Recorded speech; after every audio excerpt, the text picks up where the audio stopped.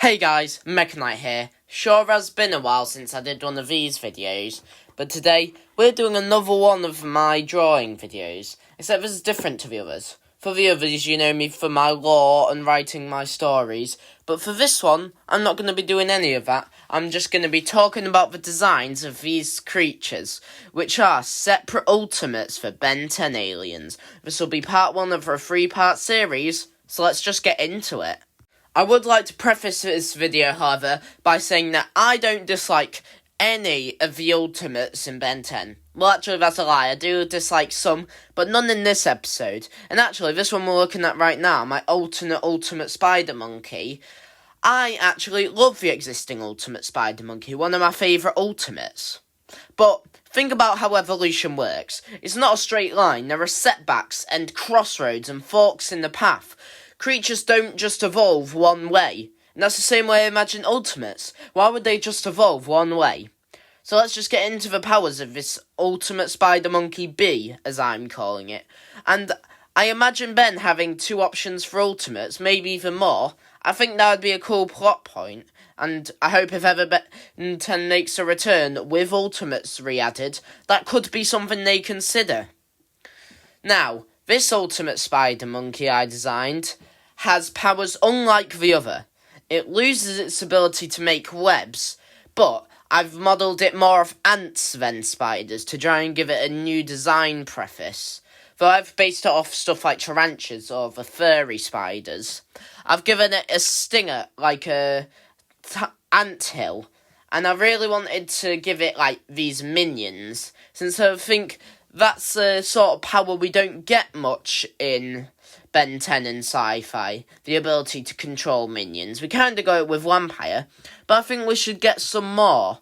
It can obviously still stick to walls and stuff, basically just Spider-Man powers, but I also gave it magnetism, based off like static electricity and stuff, to where it would be able to control its little minions and use the magnet powers.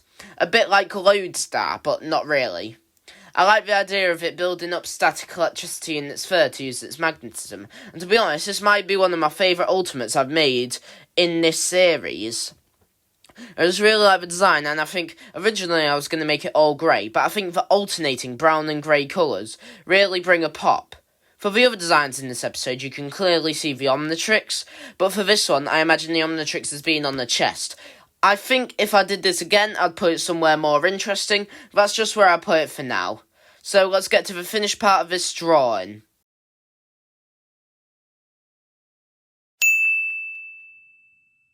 Next up, we got my ultimate for Humongosaur, and I'll be honest, this is another design that I really like. It's based off other dinosaurs like Spinosaurus and stuff, and I want it to keep its powers similar to what Humongosaur's powers already are. Super strength and size changing. I kept the super strength, of course. I guess all Ben's aliens kind of have some form of super strength. However, I kind of changed the size changing, but it's still similar. I gave him flexibility. Think Luffy from One Piece. The ability to stretch his limbs out. And I replaced the spiked tail he gets in his ultimate and in his base form in the reboot. And I replaced it with an extra hand, giving him ultimate dexterity. I really like this design. I think the pop of colour near the head really rounds off the design, and I kind of just went weird with it, which is what a lot of ultimates do, and I think giving a spider monkey like magnet powers, like as far as I'm concerned, that sounds like something that would happen in the actual show with an ultimate. Now, something I also really like about this design is kind of just how I made it really alien-looking. And I know Humongosaur is already an alien, but Ben 10 aliens are kind of vague in their logic. Like, really, they theoretically could exist, but they're so vague, they don't really go into detail, and I want to make this look almost like... There's not really a word for it. I wanted to make it look like biological, I guess. Like, muscle stacked on top of muscle. Like, you can see that in how I stretched the neck reaching over to the hand. I just wanted you to almost look at it and, like, see its muscle structure, like, under its skin, make it look really weird and twisted. Because obviously if it was stretching out, the skin would get pulled. And I really wanted that to also look like muscly and stuff. I wanted it to look really like... Again, there's no really other word for it except for just a biological. I wanted to make it look sciencey, if that makes sense. Like, kind of shrink wrapped, if that makes sense. If you're part of a speculative biology community, you'll kind of know that that's when an animal that's reinterpreted from a skeleton just has the skin placed on top of the skeleton and how they theorise it. And they don't consider, like, fat or muscle tissue. Look up a skull of a hippopotamus and you'll see what I mean. It looks nothing like the actual animal because it doesn't show the muscle or fat. And I kind of wanted to do this with this alien where it was like, you can see the muscle through the skin. Also, I did change all the colours for these. I went with purple for this, kind of just going a bit fancy, but also I think it makes it look a lot more weird than alien. Next up, we got Ultimate Wildmutt, and I really wanted to go weird with the powers for this one, since I feel like the original Ultimate Wildmutt is kind of a letdown in its design. I talked about in the last one how Ultimates can get really weird. Like, if you look at Ultimate Humongousaur, that's a really good example of that, where it gets rocket launcher hands. But Ultimate Wildmutt, I feel like it's kind of just a letdown. I kind of gave this one a more fancy appearance, making it almost dragon-like, which is a really cool direction to go in, because I feel like Wildmutt is kind of a more fancy design, or more like, it's wilder than the other one, so I feel like that did. And the original Wildmutt Ultimate, as much as I dislike it, the design isn't that bad. A few changes in it could have been much better. That one's kind of like a fish basis. Changing the animal from mammal to fish, I feel like that was a cool idea. So I decided to go in a more reptile direction. The original Ultimate Wildmutt is very similar to the original. I did that with this one as well. I feel like I might change that if I did this again. Just had some variety, but I don't know. I think it's a nice, like, pairing to the other. Since I'm not trying to replace it, I'm actually just trying to, keep it. I gave it, like, eye and teeth. I wanted to make that really unique, and I really just wanted to point out all the, like, facial features on the design, or lack thereof.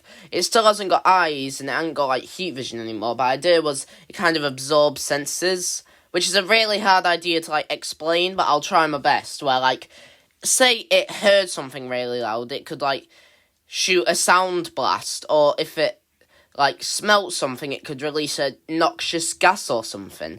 I haven't worked out all the things, but I feel like that's a really cool idea. The pose I also think is really cool, and this one I tried to make it look like it could just sense anything, if that makes sense.